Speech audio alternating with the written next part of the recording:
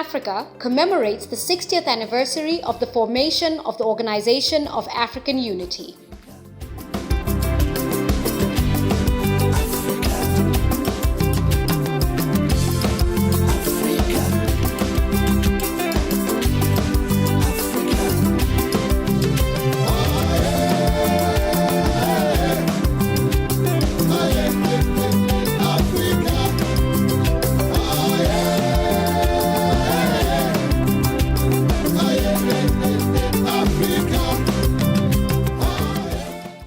You know, being in, spending so much time in South Africa, I really feel like being African is that concept of Ubuntu, right? The spirit of humanity.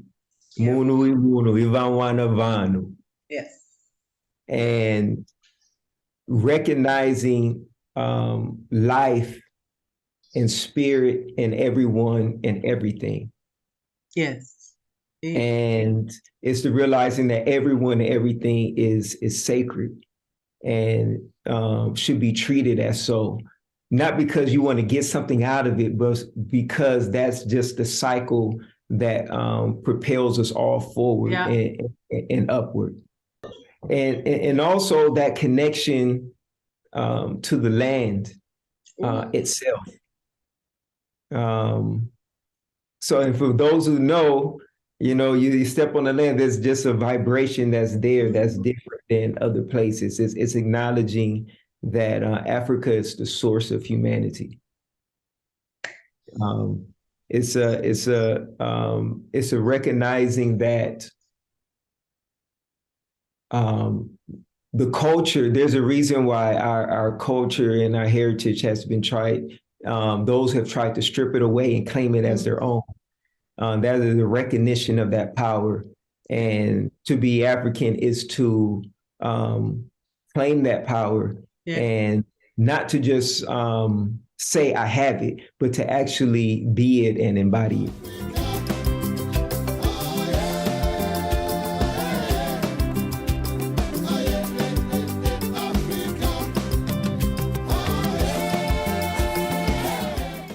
Africa has the largest population of people, what is it, under the age of 30 or something like that? We owe all that we know to the youth.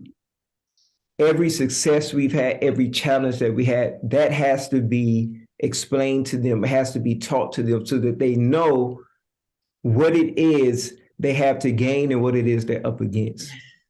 We cannot pretend like they just landed here and things started when they landed here. And that's a part of like being African, knowing that heritage and the culture, because right now there's so many distractions. Even though we have the cell phones and the social media, and it's a way to amplify the voices, there's also so many other voices that can get in. And I think what they also have to understand is that cell phone and the computer is a tool, but we also had our own tools before that existed. And without Africa, these would not exist, since 80% of the reserves that's needed to make these cell phones and the computers and the TVs is in the Congo, right? With the cobalt and the coltan. So we have to know that what we have is special and it's worth fighting for. And people have been fighting for it for many, many, many years. And we have to help guide them along, because eventually that torch has to be passed. But if people don't have the knowledge, the understanding, they won't be able to gain that wisdom so that they can start implementing what needs to be implemented when they're passing the torch.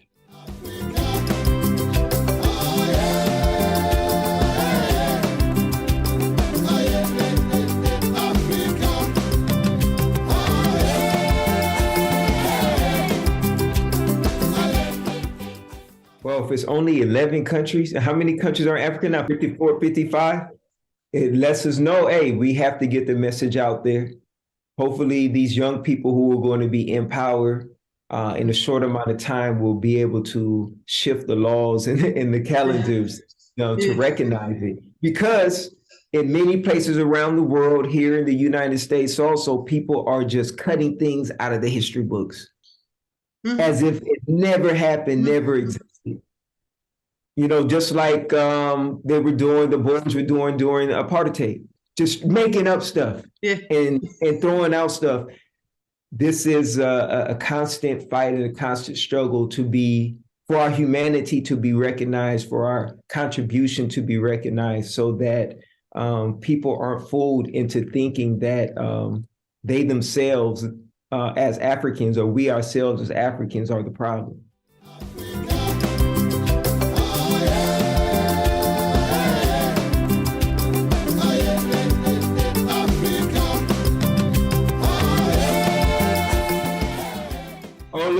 Olu 8. So that's like my rap name, my stage name, but also became like my production company also. And there's like Olu 8 Film and Culture, which more so is on the film media side, specializing in short form documentaries. And I'm just releasing my first feature documentary, which is I Am Hope. Which is really a project that brings together the three things I'm interested in the most with the film. Music has a soundtrack that comes with it, and yoga. And it's about the meditation, mindfulness, and yoga program that I was running here in East Oakland a couple of years ago. But we're working to get it up started again in the schools and in the community. Not just in Oakland, but as many places as we can get it.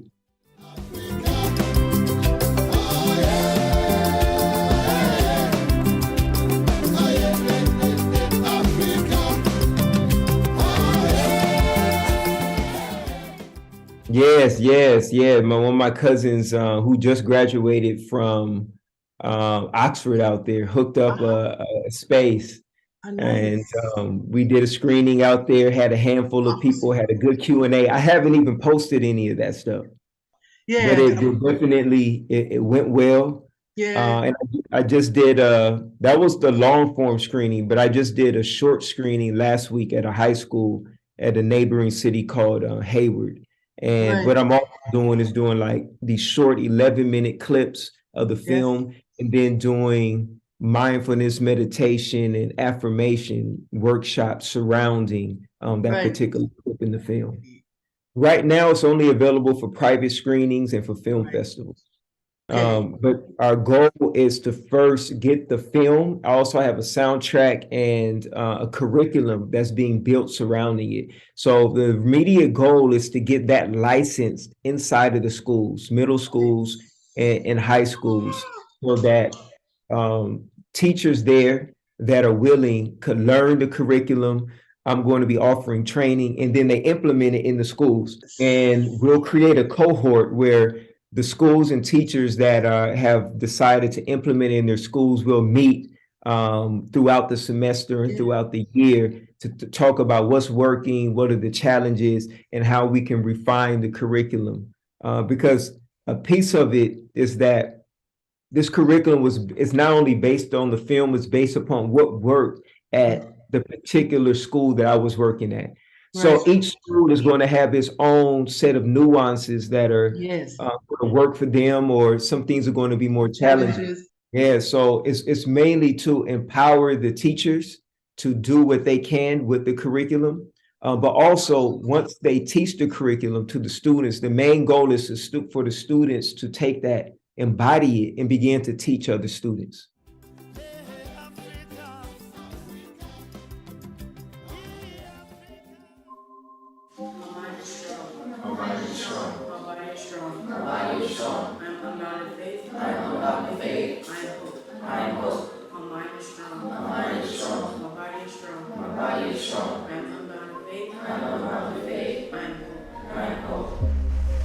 I knew something was shifting with my students when someone was really upset, and he said, I just need to breathe. I just need to take a moment.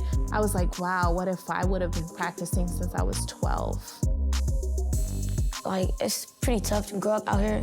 It's a struggle, but you can do it. Like, when you feel powerful, you can do all the things that you want. But the only way you can do that is you exercise that power that's within you. That's where the mindfulness comes in. My dream was that they can take that, internalize it, and then share it with others. Because we feel that we're all one. We're all in this together, aren't we? Don't you give up, ooh.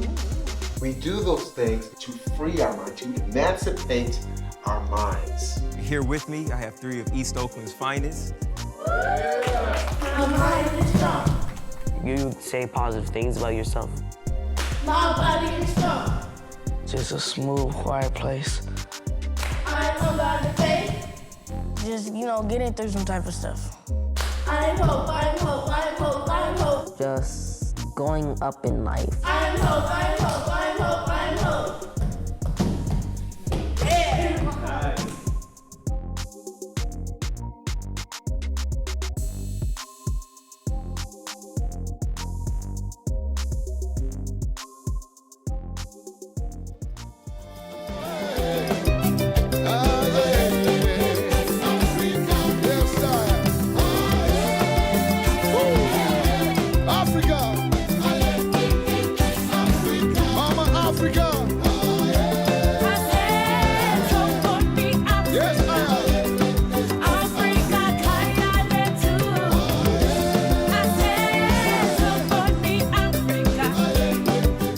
Campaign Africa, channeling wealth to good use.